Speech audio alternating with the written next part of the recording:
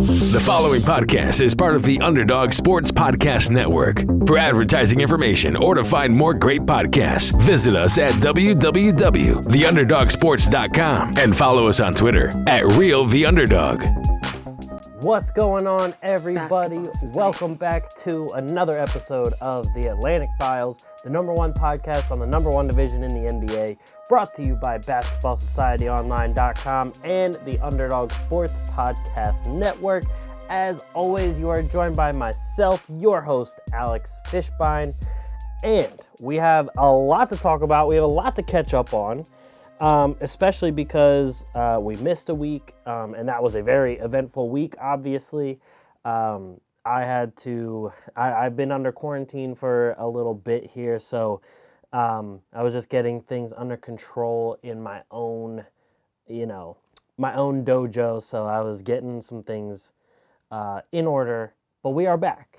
We are here, we are healthy, we are good, and we're back. So, let's first start things off with we'll go in chronological order pretty much. So we'll start things off with the NBA draft. Now, I have, the list of what each team drafted in the Atlantic Division, and I have some grades here. The grades are via CBS Sports. I forget exactly who wrote the article, but the grades were their opinion and stuff like that. So I just wanted to find some kind of draft grades just to kind of,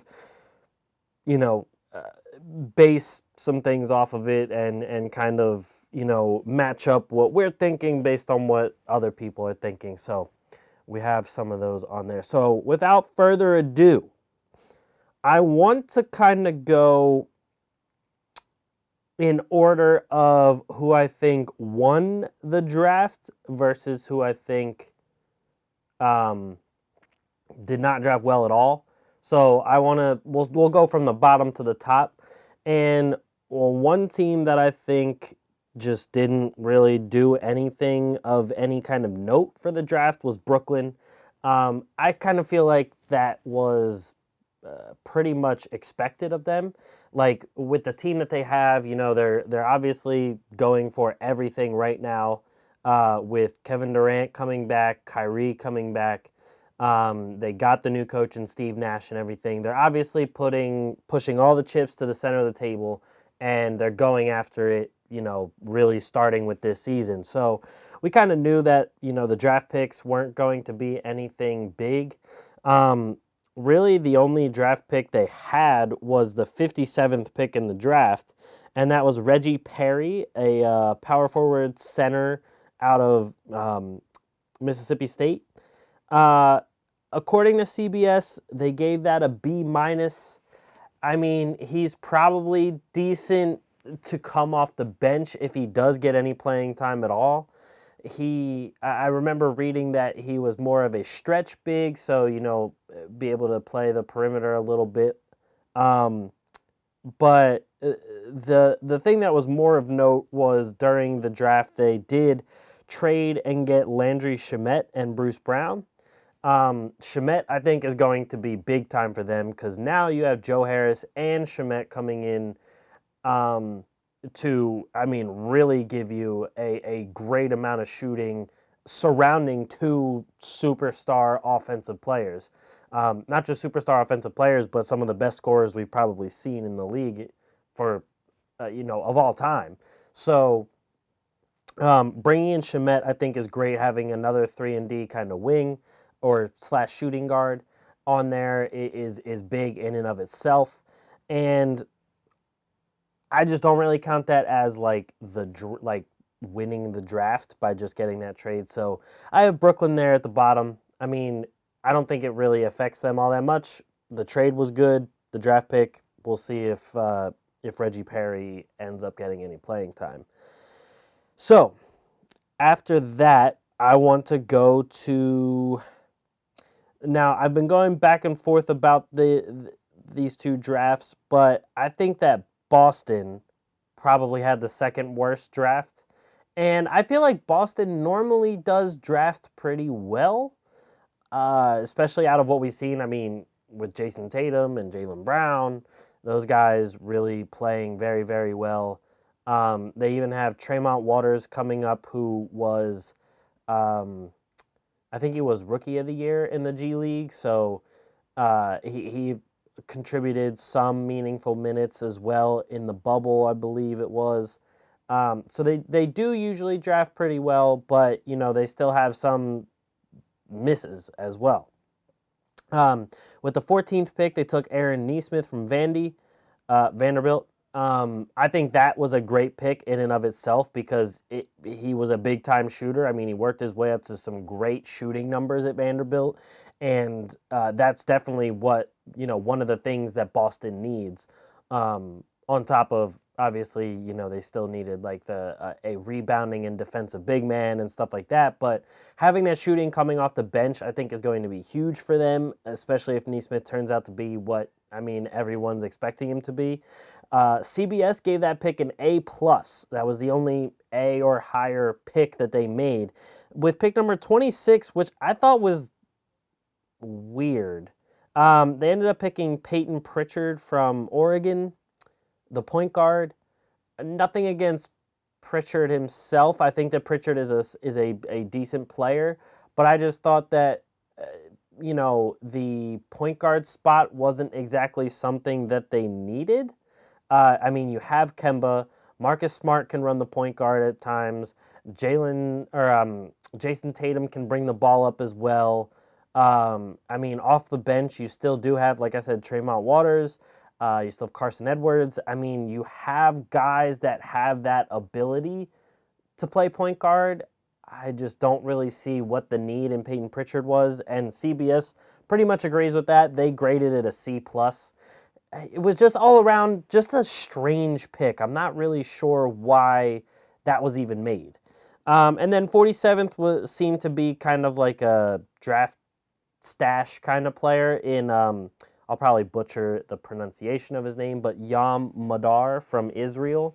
Another point guard. That pick was a B, according to CBS, and I think that the main reason why it would even be a B is just because it's a draft and stash. You have someone later on that can contribute if you really need him to come over. If you don't need him to, no harm really done. So I'm interested to see if they'll bring him over right away just to try him out and see what if it'll work out through practices and stuff like that, through some training. But in the end, I just found it weird that they went point guard, not even try to hit on one of the big men in that area. It was just kind of confusing to me. So after that, I would then put Toronto. So they also went with a couple of guards. The 29th pick, they went with Malachi Flynn from San Diego State. That was a point guard, B+. And I think, obviously, we'll talk about free agency once we're done talking about the draft here, but I think that a big reason why this pick was made was because they weren't sure at the time if they were going to re-sign Fred VanVleet. So maybe now that we know VanVleet is coming back, it might not be as high of a grade of a pick, but at the same time, you could be grooming a guy for once Lowry leaves too. So while they do have their point guards pretty much all laid out as it is, I think that getting Malachi Flynn is at least decent to, have a guy there behind VanVleet, behind Lowry, learning from, two very, very good players and leaders at that as well. Obviously, two guys that have also won a championship, so there's some even more valuable knowledge and, veteran leadership that you could learn from. So I think that, that's just good to have another one in the ranks and on his way up. Because, Flynn is a guy that has been projected to be a good player, in his potential ceiling. And then with the 59th pick, they took Jalen Harris of Nevada, shooting guard. Personally, I didn't really watch him play all that much. I don't know everything about Jalen Harris. CBS gave that a B+ as well. I think it's just a good idea for the Raptors to kind of stack up on some guards since you will be losing Lowry probably soon within the next couple years at least. And like a lot of your younger guys are still in like the wings or the big men. Like you have Boucher, you have Siakam, and then you have OG Anunoby. Like you have some guys that play those wing and big man areas that are still really young.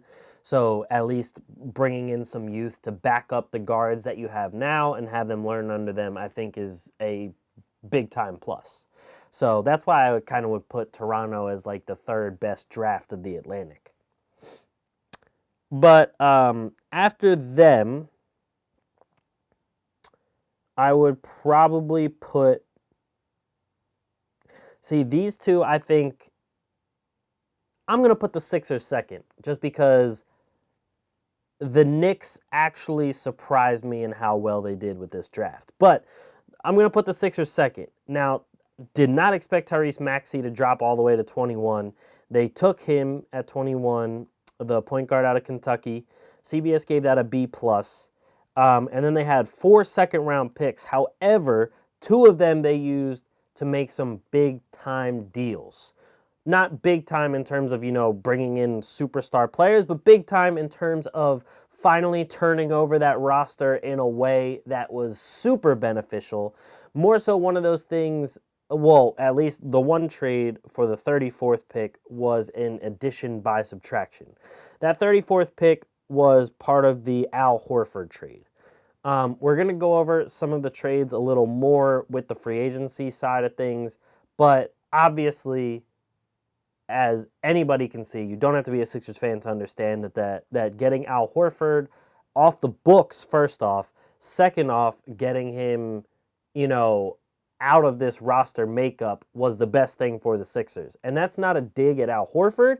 It was just pretty much the roster itself was not built in a way that it's going to be beneficial.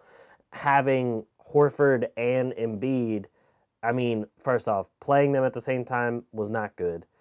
The times that Horford did, start when Embiid wasn't available, they were very, wishy-washy, 50-50 type of nights. It all didn't work well. Then, the 36th pick was part of another trade that saw them shipping off Josh Richardson, but bringing in Seth Curry. Obviously, another trade that addresses a lot of issues that the Sixers were facing. And then with the 44th pick, I think it's 40, is it 44th or 49th? I can't really read my handwriting right now. That was Isaiah Joe of Arkansas, another shooter, a shooting guard. CBS gave that an A. And then 58th, they brought in Paul Reed from DePaul, a power forward, which CBS gave an A-. So it was crazy to me that they bring in Daryl Morey, and honestly, he just hits this draft out of the ballpark, especially with the trades, because going into this, everyone was like, there's no way they get rid of Horford, with that ginormous contract he has. There's no way anyone's going to want to take that, or you get really any value back from it or anything like that. Meanwhile, they got Danny Green out of it. They got Ferguson out of it. Yes, they had to give up a couple picks, but they are protected. And so they get that off the books. Then he brings in a sharpshooter in Seth Curry. Then he gets another shooter in Isaiah Joe. Paul Reed can stretch the floor. Tyrese Maxey, a very, I think, underrated player. I really didn't expect him to drop to 21. I feel like he dropped way, way too far in the draft. And picking him up, I think, is huge. You get a point guard that could probably at some point start alongside Ben Simmons. And on top of that, I mean, just a point guard to have off the bench as well without having to rely on someone like Raul Neto, I think is huge in and of itself. Obviously, it's going to be, we're going to have to really wait to see how that all turns out. But as I said, the Knicks, I think, won the draft out of all the Atlantic teams. I was super surprised because it's the Knicks, and a lot of times we watch them draft, and there's people crying at their picks they're making, even though, to be fair, the pick they did make with Porzingis was a very good pick. Obviously not with the team anymore. They got very extremely lucky at number 8. Obi Toppin dropped all the way down to them at 8th. The power forward from Dayton. I mean, he probably doesn't need an introduction. Most of you guys have probably heard of Obi Toppin. CBS gave that an A+. I give it an A++. At 25th, they took Emmanuel Quickley from Kentucky, the shooting guard from Kentucky. I was kind of surprised that CBS gave it a D+. I thought it was a pretty solid pick down there. Yes, you could have, I mean, there was a couple other guys around that area that you probably could have taken. I think a lot of people wanted them to take Malachi Flynn, the point guard, because obviously with the Knicks, they need a point guard.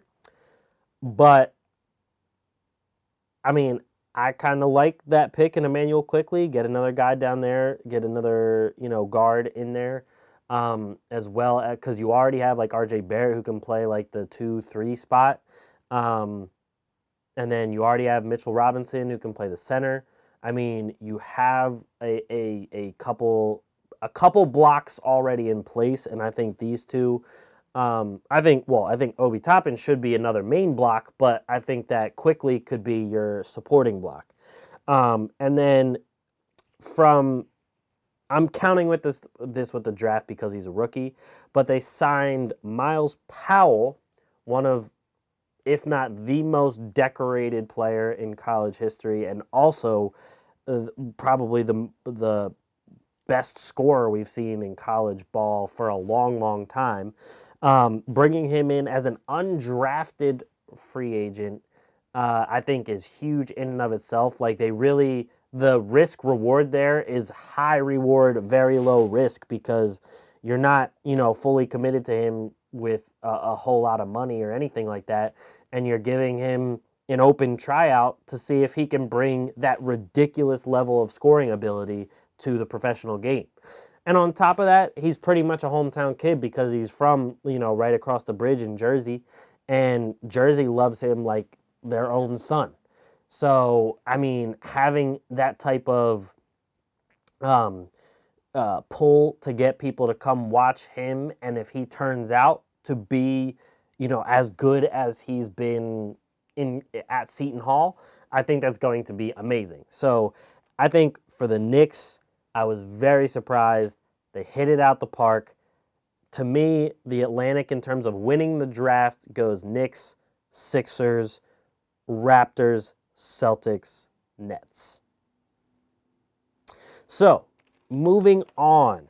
I mean, there has been so much that has happened in this free agency that I have 2 pages of notes for it. So what I want to do is I want to start from the, what happened first in the beginning, and then we'll work our way up to what happened recently. So we'll go to the trades. Well, some of the trades. I tried to highlight the things that will mean the most. There was a lot of lower level signings that I think in the end we won't really hear much about. As the season progresses coming up and stuff like that, I think that, some of these deals will kind of just be in the background. So those kind of deals I wanted to just kind of eliminate because we already have 2 pages of stuff as it is. But let me take a drink because it's going to be a lot. So we'll start off with back during the draft. The Sixers traded Horford, and I think it was a first round and a second round pick later on. The first round pick is protected for Danny Green from OKC after OKC traded Schroeder for Danny Green. So the Sixers picked up Danny Green, got rid of Horford's contract off the books. Then they also traded Josh Richardson and a pick for Seth Curry. So, right off the rip, I love the trade. As a person who has followed the Sixers since I've been able to remember, I mean, The only time I think that, a trade has worked out as well as these did was like, some of the trades that Hinkie traded essentially nothing for like 5 picks. But I just feel as though notoriously the Sixers are usually terrible with trades. I mean, they made the trade that got them in this whole. It was a trade that got them in this whole process in the first place when they traded for Andrew Bynum, who never ended up playing, and they traded like almost their entire future for it, as well as Andre Iguodala. Uh, they're no stranger to terrible trades.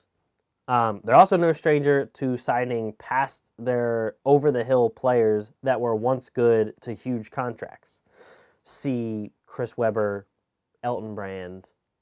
I mean, maybe it's just a big man thing because now without Horford. But whatever it may be, Horford out, Danny Green in, Josh Richardson out. Now, Josh Richardson, I didn't really have an issue with on the Sixers. I thought that he brought a lot of energy at times. But the only thing with Josh Richardson was, I think, the consistency. With Richardson, you had a game where, like, if you had to grade his game that night, he would give you a game where he was an A, and then the next night would be like a D minus. There was no, like, okay, A game, B minus, B plus, B, A, D, A. No, it was like A, D, D, D, D, A, D, D. Like, the consistency was just not there. His offense was decent, but with a team like this that really needs more shooters around a guy like Ben Simmons and people to not pack the paint for Joel Embiid, who, I mean, his best scoring area is obviously down in the paint. I just don't think that Richardson really fits the team all that well, which obviously is a ongoing theme with the whole Sixers roster that happened. So both trades, love it. Seth Curry coming in, I think, is probably one of the most perfect guys to go alongside Ben Simmons.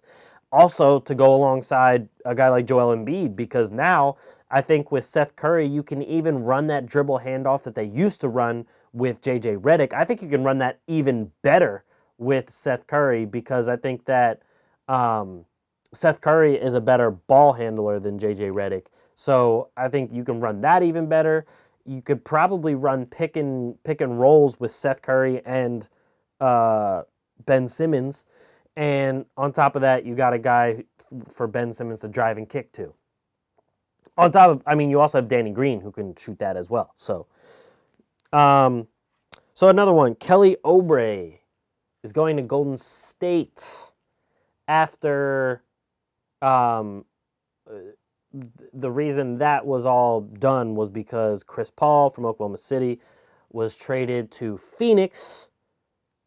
So then for Kelly Oubre and some others and some picks, Kelly over to Golden State, especially with the news that Klay Thompson is going to be out for this coming season.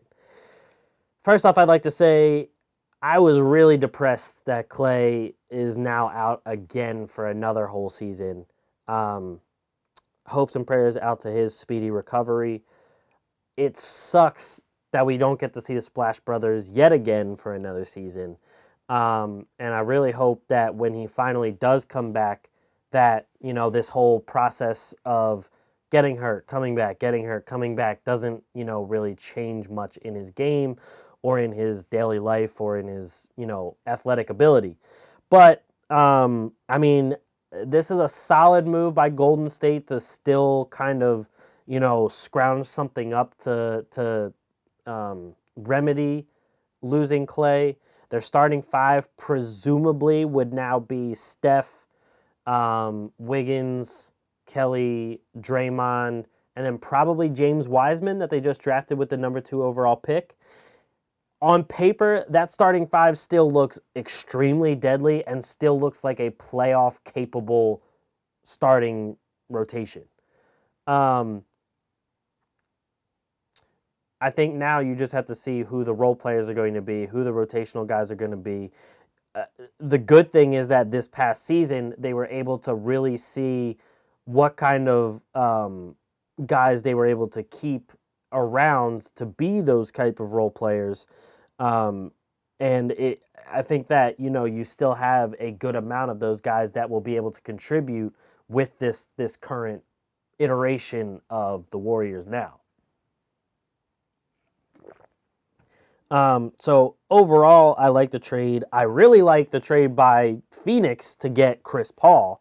I think that Chris Paul is, one of, if not the most perfect guy to go alongside Devin Booker, because first, first of all, it takes some heat off of Devin Booker, because if you leave Chris Paul open, he's going to make you pay.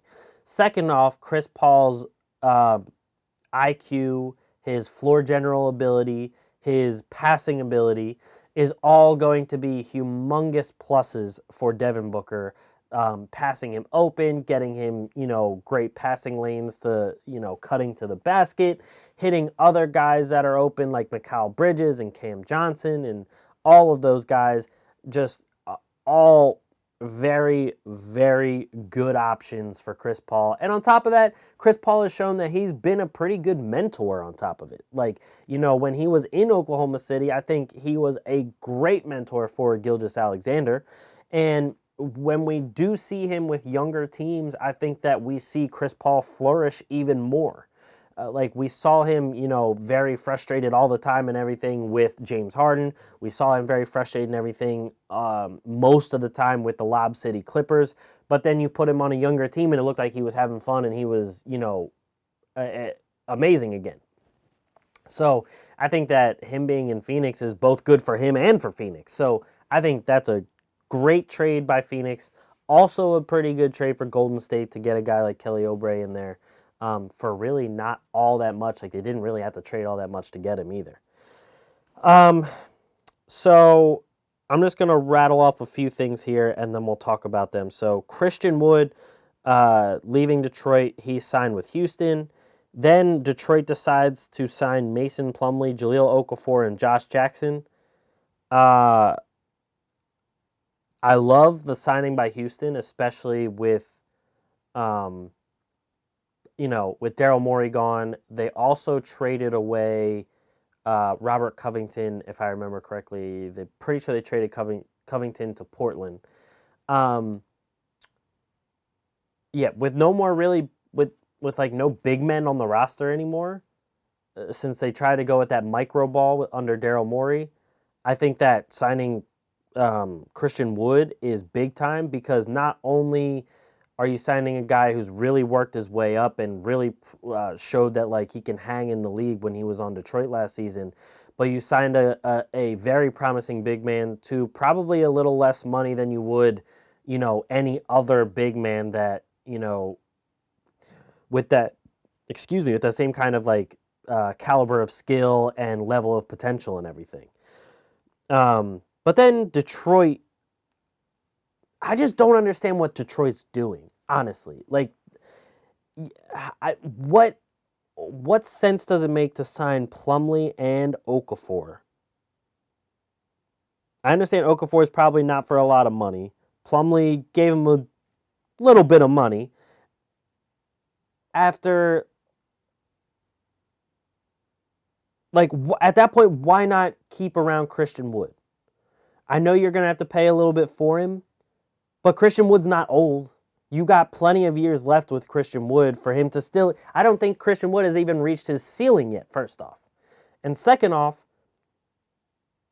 like I said, he's not even an old guy. Like, I don't understand why you would swap out Christian Wood for Mason Plumlee and Jahlil Okafor. The Josh Jackson signing, okay, he might, still have some kind of fuel left in the tank to get to somewhere in his potential that people originally thought. Probably not, but he might. I just don't understand Plumlee and Okafor. I really don't. But so Wes Matthews to the Lakers, I like that signing. A really good role player to have there with LeBron and company. Malik Beasley re-signing with Minnesota, 4 years, $60 million. I think Minnesota had to sign him to that kind of contract. Otherwise, there was going to be a lot of suitors knocking on his door trying to give him more money. And ultimately, the Timberwolves lose a solid player. So I think but anyway, moving on. So Clarkson staying in Utah, I think that was a good signing by Utah. Clarkson has really given them some good sparks, scoring wise, and I think it helps give Donovan Mitchell a little bit of a break sometimes. So, and speaking of Donovan Mitchell, he resigns the max with Utah. I think that's a no-brainer. You obviously give him the max. You obviously keep him around. He's the reason why no disrespect to Gobert or others, but Donovan Mitchell is the reason why Utah's even relevant. Another one to sign the max, De'Aaron Fox. Also thinking no-brainer. One of the best players Sacramento's had in a while. Definitely keep him. Probably the best player since DeMarcus Cousins. Dwight Howard goes to Philly on a veteran minimum. I think that was a great signing by the Sixers to back up Joel Embiid with Dwight. I remember seeing that, I think it was like First Take put up a graphic saying that Dwight Howard was going to start at power forward. If they do that, I don't know what I'm going to do, because why in the world would you start Dwight Howard at power forward alongside Joel Embiid? The moment, like the year after, it doesn't work with Horford next to Embiid. Why would you do that? Whoever made that graphic deserves to be fired, because that is the dumbest lineup. And if Doc Rivers ends up doing it, he deserves to be fired too, because that makes absolutely zero sense. But I like the signing as long as he's the backup, because I think that's a quality backup, especially with how he played for the Lakers and everything. I think that's a quality backup to have behind Joel Embiid. Now, Alec Burks signed with the Knicks. Decent signing by the Knicks. I think that's a lower level guy that you can bring in, still give you a little bit of competition and a little bit of mentorship for some younger guys.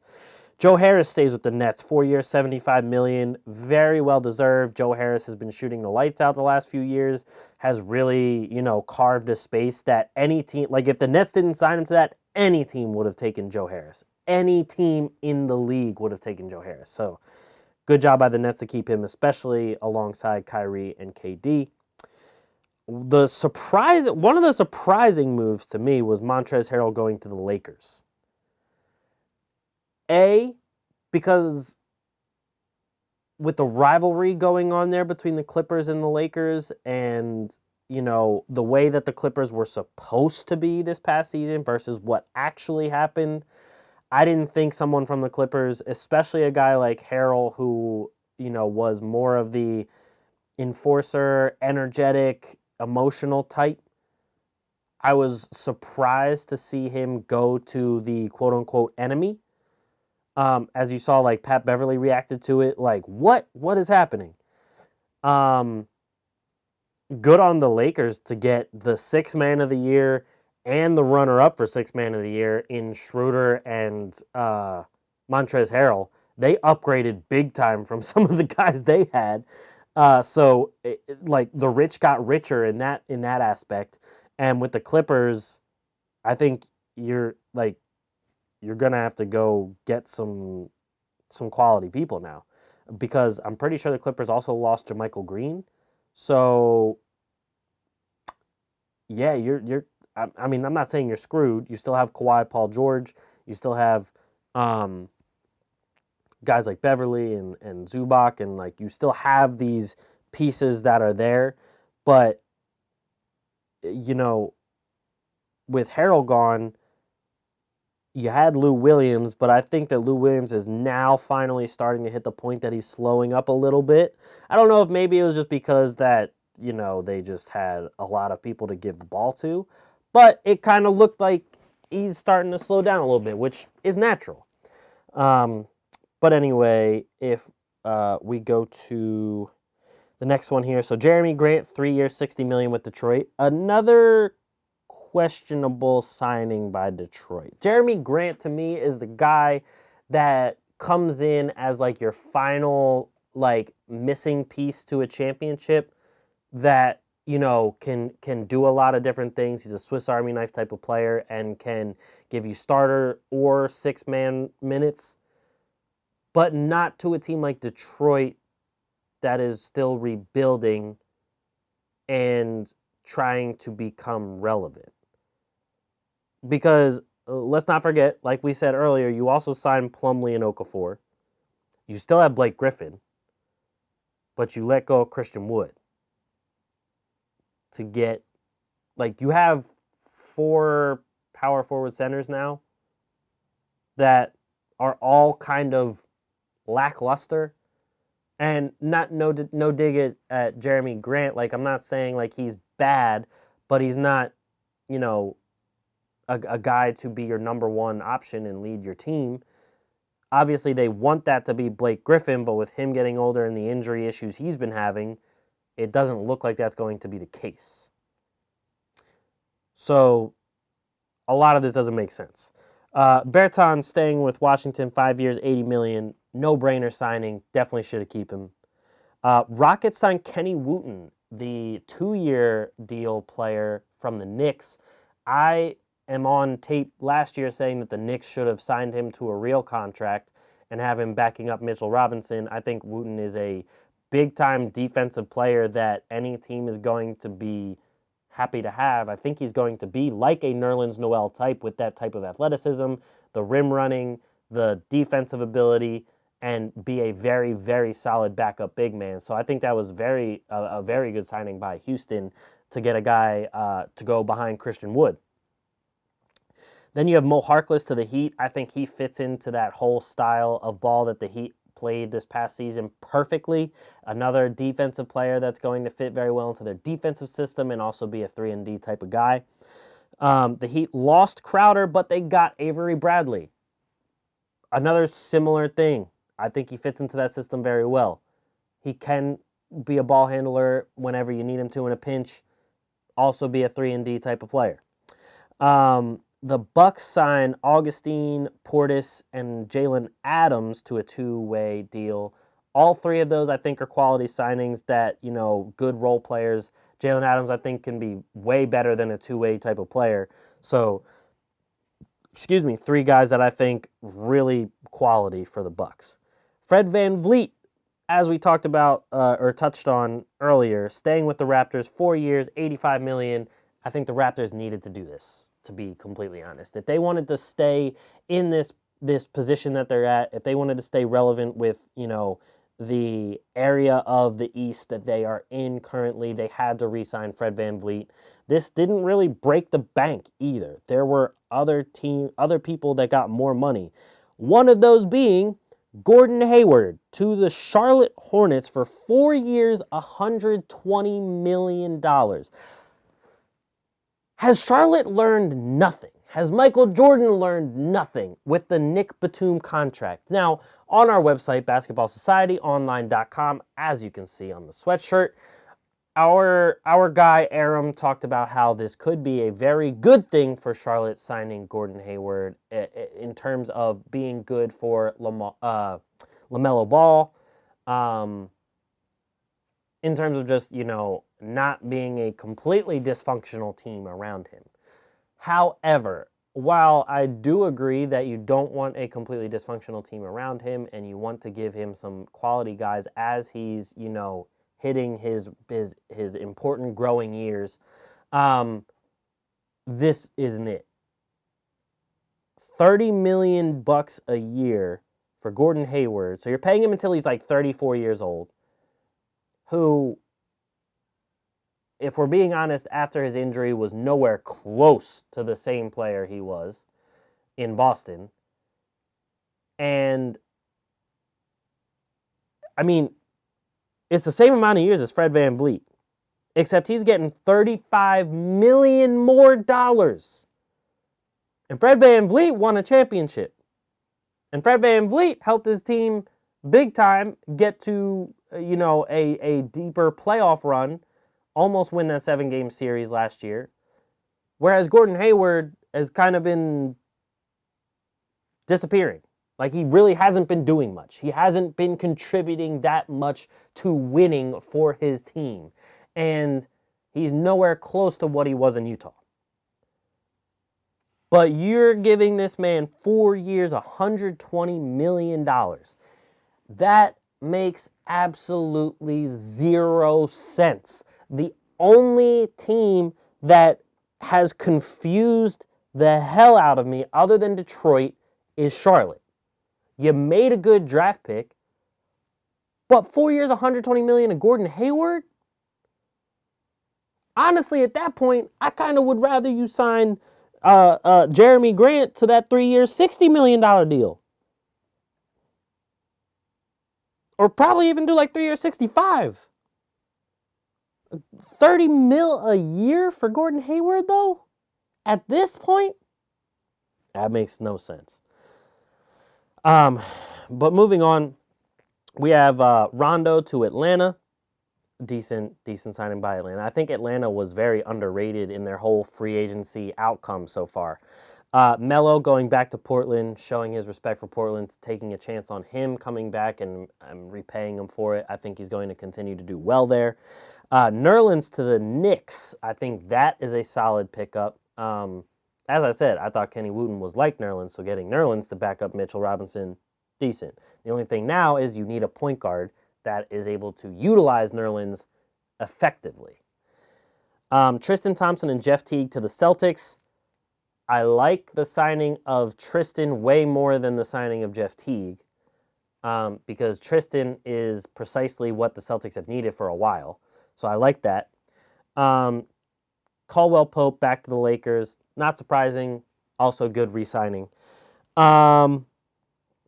Then we will go... What else? Oh, Serge Ibaka going to the Clippers.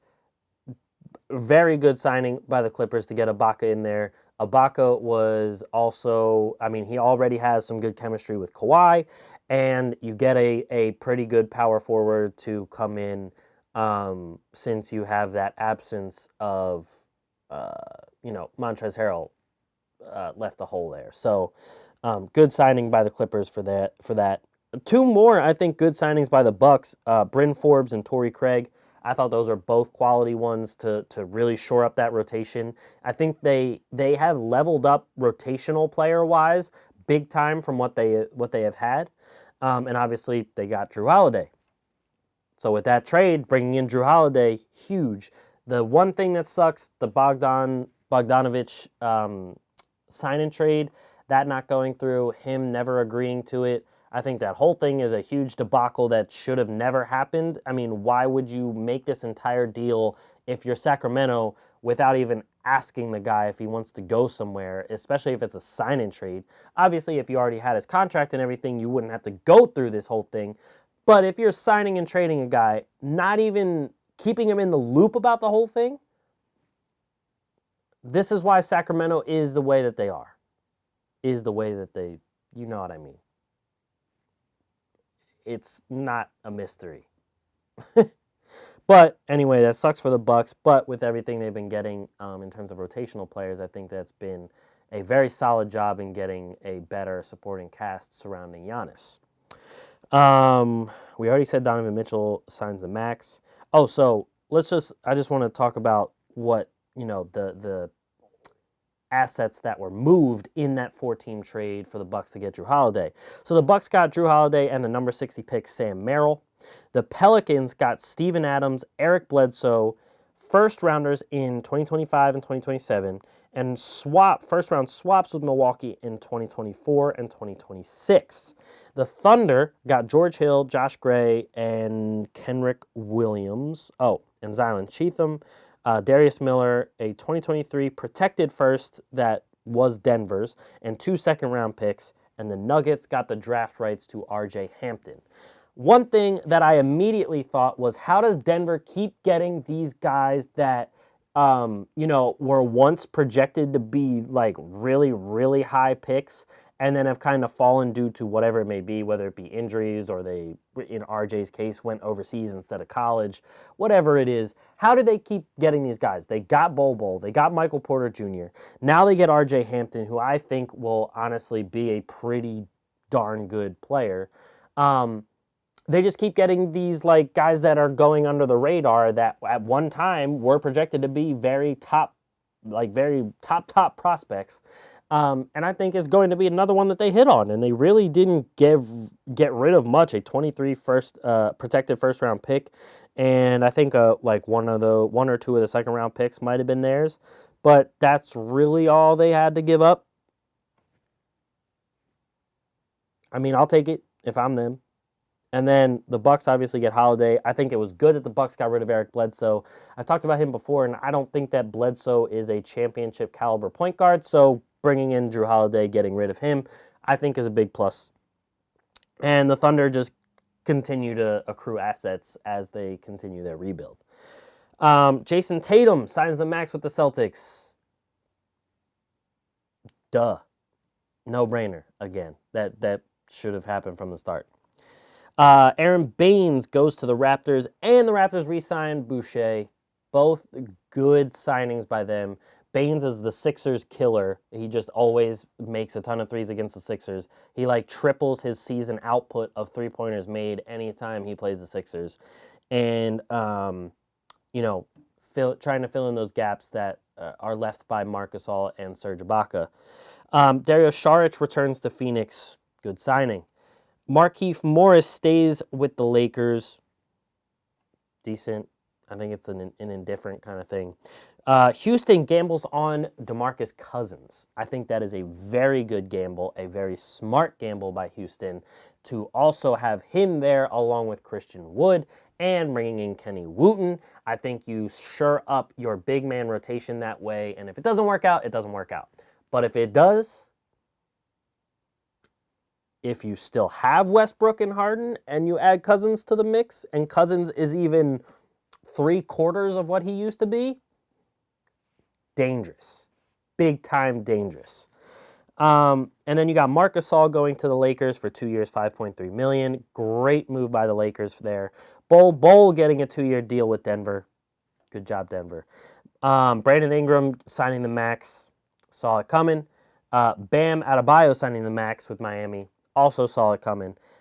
Bogdanovich, instead of the Bucks, going to the Hawks for 4 years, $72 million.